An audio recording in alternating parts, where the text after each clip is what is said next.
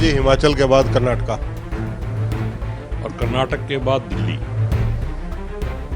सीधा। दिल्ली से आपका तात्पर्य जो है वो अरविंद केजरीवाल की सरकार से है या केंद्र की सरकार से है? अरविंद केजरीवाल की तो सरकार ही नहीं है, बेचारा वो तो एलजी के नीचे लड़ाई लड़ता रहता है। दिल्ली की सरकार से सीधा।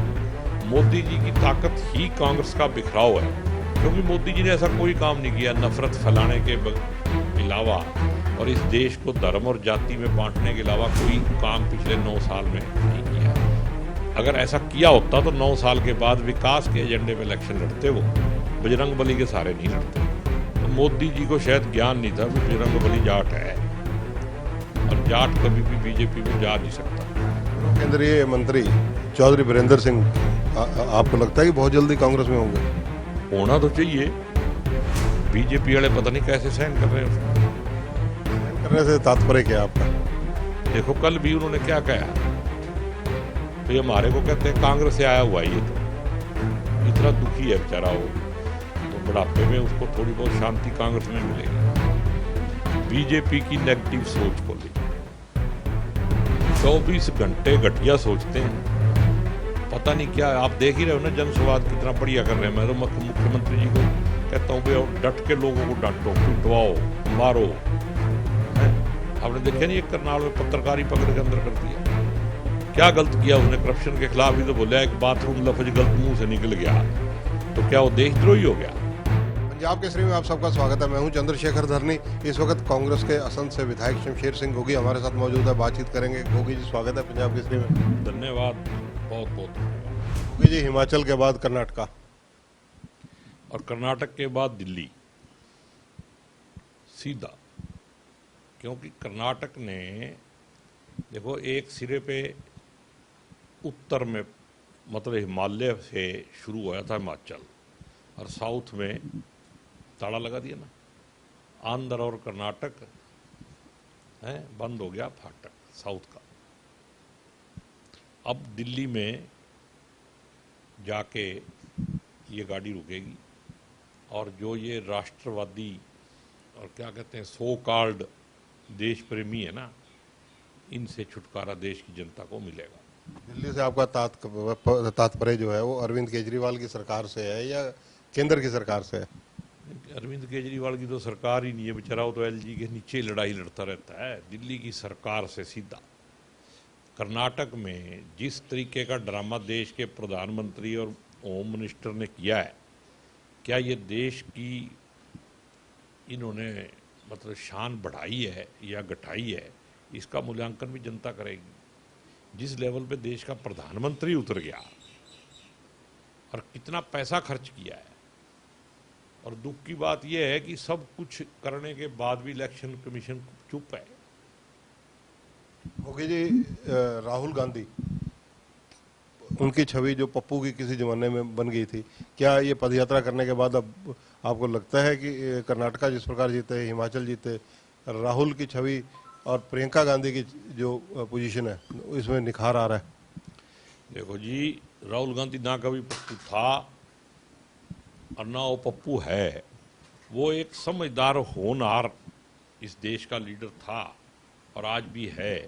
ये बात ठीक है कि लोगों ने उसको पहचानने का काम जो है वो भारत जोड़ो यात्रा के बाद किया है, और अब उनकी छवि जो है वो इस टाइम सबसे बड़े और मतलब समझदार नेता की, सहनशील नेता की, और एक मतलब प्यार का संदेश, मोहब्बत का संदेश देने वाले नेता की पूरे देश में बनी है, जिसमें हजारों करोड़ रुपये खर्च करके भी बीजेपी और आरएसएस का प्रोपोगंडा जो है वो फेल हो गया। हरियाणा के अंदर जिस प्रकार से पोजीशन इलेक्शन की मिशन 2024 की तैयारी कांग्रेस भी कर रही है, बीजेपी भी कर रही है, लोकसभा के चुनाव उससे पहले हैं, इन सब चीज़ों को लेकर कर्नाटका के चुनाव परिणामों को मद्देनजर रखते हुए आपकी टिप्पणी क्या है?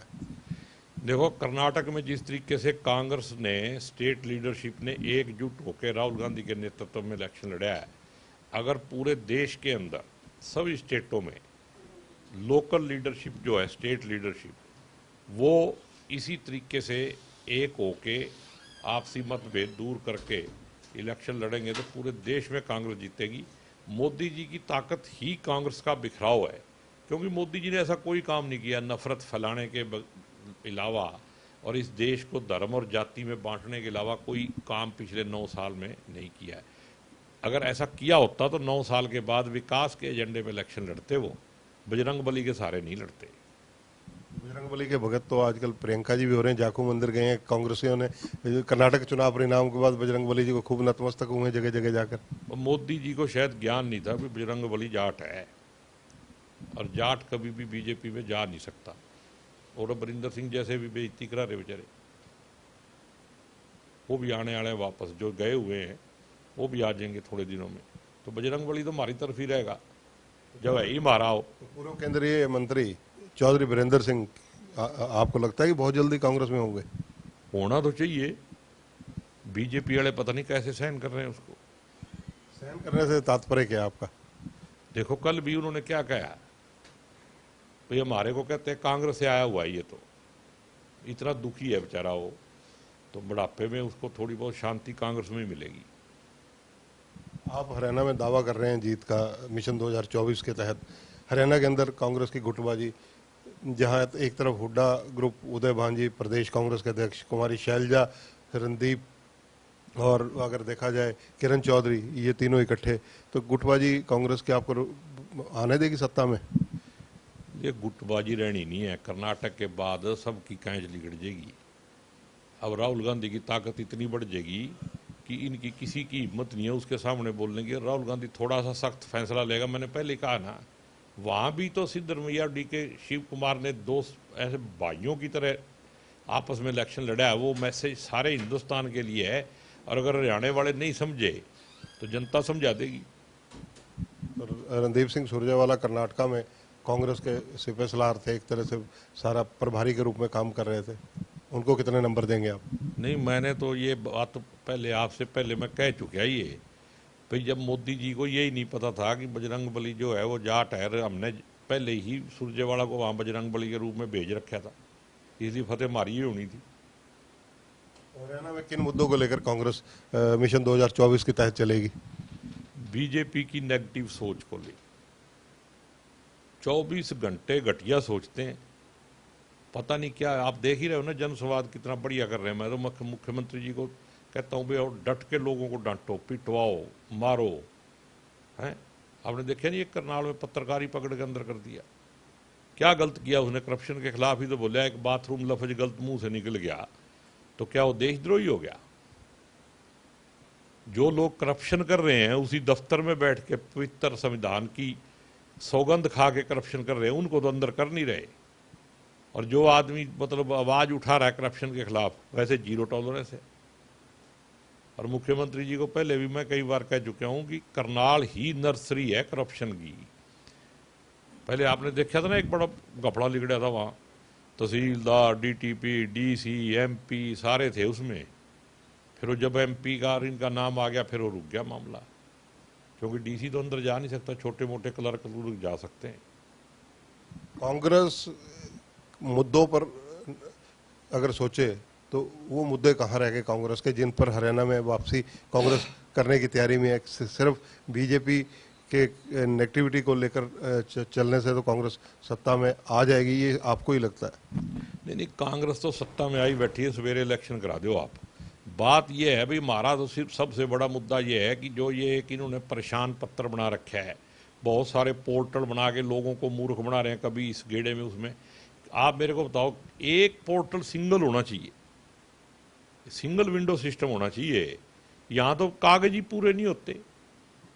और जो इन्होंने कौशल रोजगार बना के नौजवानों के साथ धोखा कर रहे हैं, 1 साल की 11 महीने की नौकरी देंगे उसको और उसके बाद उसको फिर बदल देंगे, ये कोई तरीका है? जैसे अग्निवीर है, आप देखना। जैसे एक एग्जाम्पल के तौर पे बताता हूँ, मेरे को एक बहुत ही सियाने फौजी अफसर ने बताया।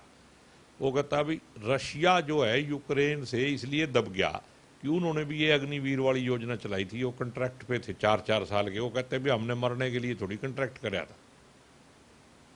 तो अग्निवीर तो इन अफसरों को पिटा करेंगे फौज के, जिन्होंने ये मोदी के दबाव में इस पर साइन करे हैं ना, ये अफसर पिटा करेंगे थोड़े दिनों के बाद, देखना आप। सबसे घटिया पॉलिसी जो है देश को बर्बाद करने की, सेना को बर्बाद करने की अगर कोई है तो वो ये अग्निवीर है। नौजवानों के साथ धोखा होने के बावजूद इतना घटिया काम देश की सेना के साथ करना तो देश के लिए खतरा पैदा करना देशद्रोही काम है ये। वक्त आने पे इसकी जांच भी कराई जाएगी। बहुत सारे काम ऐसे कर दिए इन्होंने, सरकार बदलते ही आप देखना तड़ी पार नहीं जाने देंगे, अब की बार अंदर ही अंदर घेर के काम कर देंगे। शमशेर सिंह गोगी की असंध विधानसभा, अगर पौने 4 साल का कार्यकाल देखा जाए तो क्या कुछ आप करवाने में सफल रहे और आगे टारगेट क्या है? नहीं, बहुत सारे काम करवाए हैं, एक ही काम बच गया, एक नहीं तो दो समझ लो। एक तो मैं चाहता था कि स्पोर्ट्स कॉलेज बने वहाँ, वो नहीं बन सका, हमारी सरकार आएगी तो बनाएंगे। और एक मुख्यमंत्री ने वादा कर रखा है तो शायद जाते जाते जिला बना दे। जिला बनाना जो है मेरा एक मतलब पूरा सपना है भी, संध को जिला बनाना है। ये मेरा मतलब समझ लो भी पायलट प्रोजेक्ट है ये। अगर जिला बन गया उसके बाद फिर चाहे मैं राजनीति करूं ना करूं, एक बार ये होना चाहिए भी जिला बन गया सन। बहुत पिछड़ा हुआ एरिया है, जिला बनने से संध के लोगों को भी हरियाणा में अपना हिस्सा मिलेगा। मुंबई के अंदर पूरे देश के विधायक इकट्ठे हो रहे हैं, क्या आप भी वहाँ शिरकत कर रहे हैं और क्या इस कार्यक्रम को आप किस तरह से देखते हैं? नहीं, मैं जाऊंगा वहाँ, मैंने भी रजिस्ट्रेशन करा दिया है और अगर मेरे को बोलने का मौका मिला तो फिर आपको बता दूंगा भी क्या क्या करना है। फिर मैं बताऊंगा भी ये लोकतंत्र कैसे चल रहा है और कैसे चलना चाहिए। सारे देश के विधायक पहली बार कहीं एक मंच पर इकट्ठे हो रहे हैं, इसको कैसे देखते हैं आप? ये पहले भी होता रहता है, ये वो जो NRL है, ऐसी कुछ क्या नाम है उसका, वो पहले भी करते रहते हैं। अब कई सालों के बाद किया है तो उसमें हमारा भी सौभाग्य है कि हम भी जाएंगे उसमें। धन्यवाद। तो ये हैं शमशेर सिंह गोगी, कांग्रेस के असम से विधायक हैं। कई मुद्दों पर इनसे चर्चा हुई। कर्नाटका के चुनाव परिणामों से कांग्रेस के विधायक, नेता, कार्यकर्ता सभी अत्यंत उत्साहित हैं।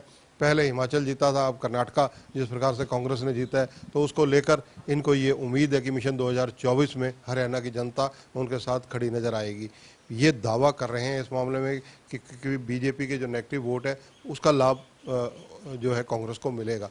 कांग्रेस अपने मुद्दे भी गिना रही है जिन मुद्दों को लेकर अगले चुनाव लड़ने की तैयारी में है। कैमरामैन संजय सिंह के साथ चंद्रशेखर धरनी, पंजाब केसरी टीवी, चंडीगढ़।